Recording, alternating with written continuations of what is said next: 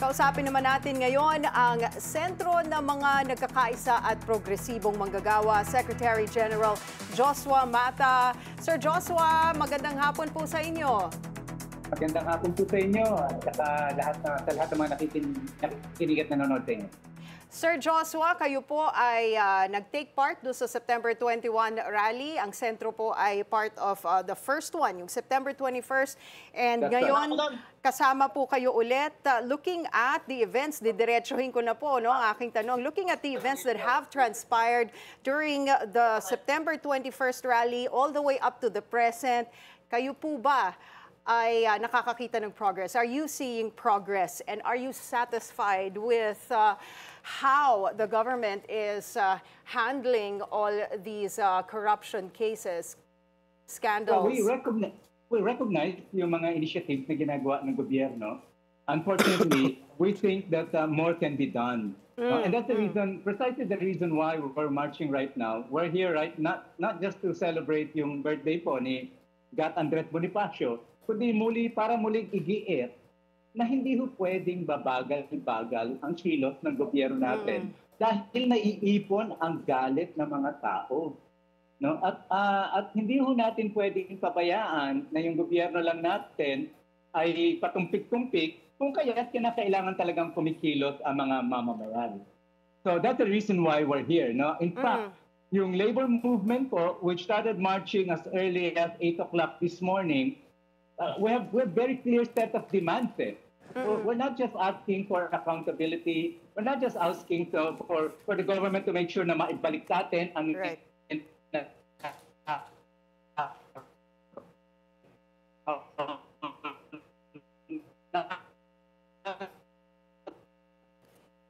Okay, parang we're losing the signal. We'll get back to you in a bit. Sir Joshua, babalikan natin siya maya-maya lamang. Balikan natin si Sentro ng mga Nagkakaisa at Progresibong Manggagawa, Secretary General Joshua Mata. Nasa linya ng telepono. Sir Joshua, welcome back to the show. Oh, thank you. And my apologies for that glitch kanina. Oh, no problem at all. Before we got cut, we were talking about, because I asked you if you were seeing progress since the September 21 rally all the way up to the present. Now, your group, Sentro, is also part of the second wave ng protest rally, and you mentioned a while ago na kulang pa, mabagal ang pag-usad ng what the government is doing to address these corruption cases. I wanted to ask, what are the, ano yung hinihingi ng sentro dito sa second wave build ng marcha, ng protest rally? That's a great question po. No? Ang pangunahing demand ng mga manggagawa na hindi lamang sa sentro, kundi sa buong hanay ng kilusang paggawa kasama ang aming koalisyon na nagkaisa, is that we are actually challenging the president to do something more than just expressing yung anger niya dito sa corruption na to. Hindi ho sapat yung galit-galit lang eh. Ang kailangan po namin sa kanya ay kumilos.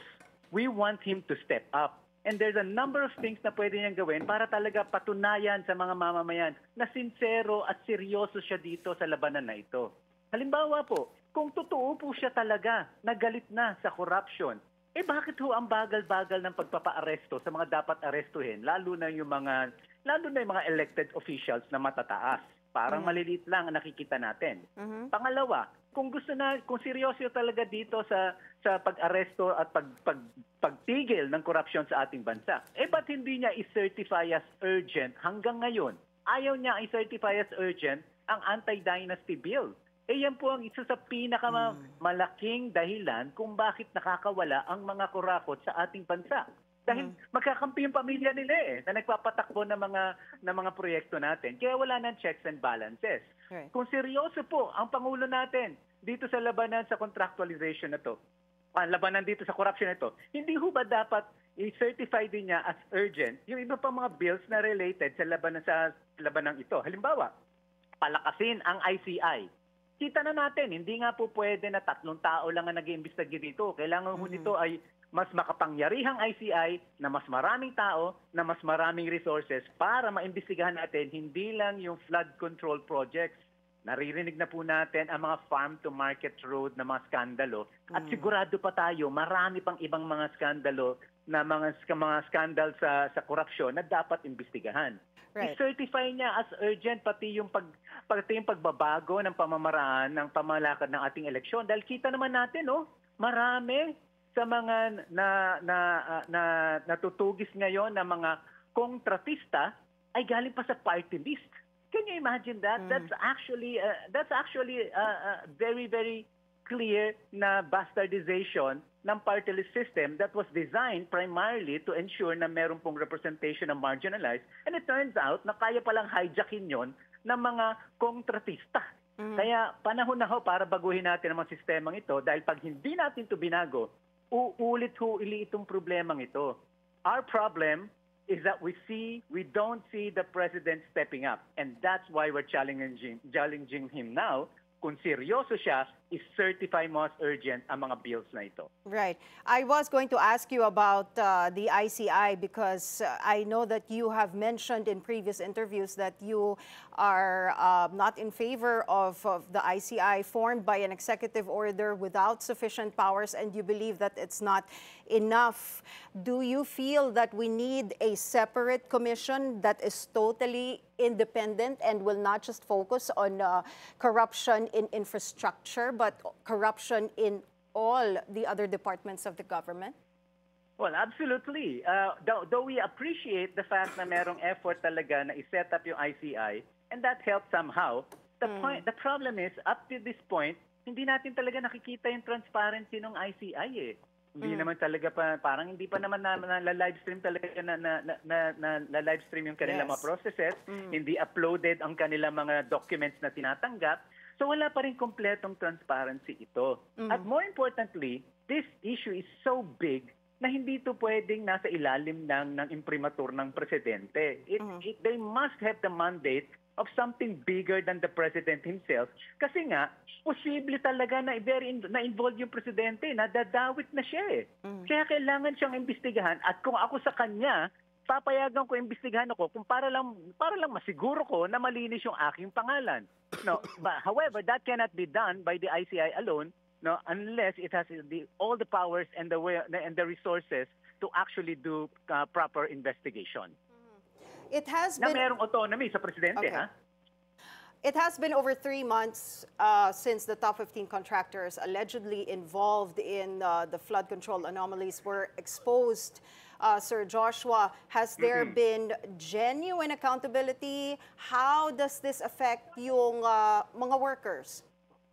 Well, first of all, we do appreciate the fact na meron namang kinakasuhan at meron namang na-freeze na mga assets, no? Right. Last time I saw, the report said 11.7 billion. That's not peanuts. No, that's an important step. But these are, as we said, hindi ho pwedeng 3 buwan na, yan lang ang ating accomplishment.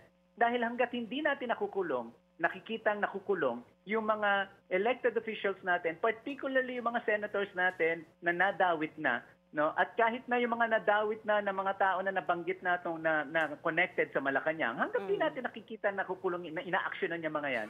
Ang makikita ng mga ang iisipin ng mga tao, ito po ay patuloy na minamanage lamang ng ating kasalukuyang gobyerno.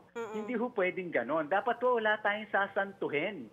Lahat ng mga dawit sa korupsyon na ito ay dapat managot. At wala ho dapat silang ma-enjoy na protection whether yung kanilang posisyon yan o yung pangalan nila. Sir Joshua, your group, Centro, has strongly rejected all coup attempts to unseat President Marcos Jr. with coups and destabilization attempts looming. Who ultimately bears the cost? Itong mga workers di ba? Exactly. But even if we have all these corruption cases hounding our government, our country, you are still not for shortcuts, kumbaga. So Exactly. your call is not to oust the president, but for transparency and accountability. Is that correct? That's correct. But I also should emphasize that in response to your previous question as well, it is absolutely true na ang nagbe-bear ng burden ng corruption ay yung mga manggagawa, lalo na yung mga working poor natin. Alam niyo po, lahat ng manggagawa, kaya masakit sa loob nila itong nakikita nila, ay hirap na hirap sila nagtatrabaho sa kakarampot na sahod. At kahit kakarampot ang sahod niya, alam niya malaking bahagi ng kanyang kinikita na pinaghirapan ay napupunta sa taxes. Tapos makikita lang nila na binubulsa lang ng iilan.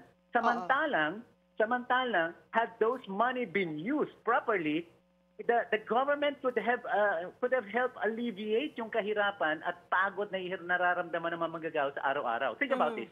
Now, to be honest, if there's a silver lining in all of this, it's the fact that people now realize that the government has enough money, has enough resources to deal with our problems. Imagine ninyo, sa flood control projects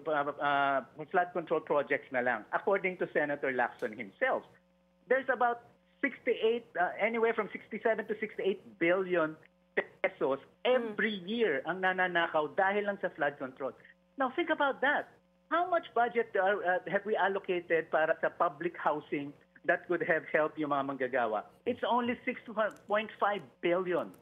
Ang ninakaw is around 67 to 68 billion a year. As compared to 6.5 billion para sa housing. Hindi ba napaka-shameful niyan? Yes. Hindi ba napakalaking waste niyan? Kaya yan ang impact sa mga manggagawa. But having said that, we know fully well that corruption kills. Nakita na natin yan nung bumagyo sa ating bansa recently, magkasunod. Andun ako sa Cebu nung binisita siya ng Tino at nakita ko yung pagwasak ng Tino doon. No? Totoo yun. Corruption kills. However, killing democracy is never the solution. It will only worsen the problem because we know for a fact na pag nawalan ng demokrasya, no matter how imperfect it is right now sa ating bansa, subalit pag nag-take over ang militar, pag nagkaroon ng coup d'etat o ng martial law dito sa ating bansa, alam naman natin na sa kasaysayan, ang unang-unang mamamatay ay yung karapatan ng mga manggagawa. Ang unang-unang ikukulong ay yung mga unionista na lumalaban para sa mga karapatan ng mga manggagawa. And that is never going to help workers. Before I let you go, Sir Joshua, I wanted to throw in this question. What happens next after this rally? How do we make sure the momentum does not die, that this does not get swept under the rug? Ano ang dapat na concrete steps na gawin ng ordinary citizens and workers to support transparency or to ask for transparency, accountability, and social justice beyond the rallies, after these rallies? Well, thank you for that question. Perfect question, in fact, because I sincerely believe that there is no way we can push this government who seems to be nagdadalawang isip pa yata kung gusto nilang solve talaga yung problema o hindi. There's no way we can push this government to do the right thing unless people's voices are actually unified around the right things and around the right calls.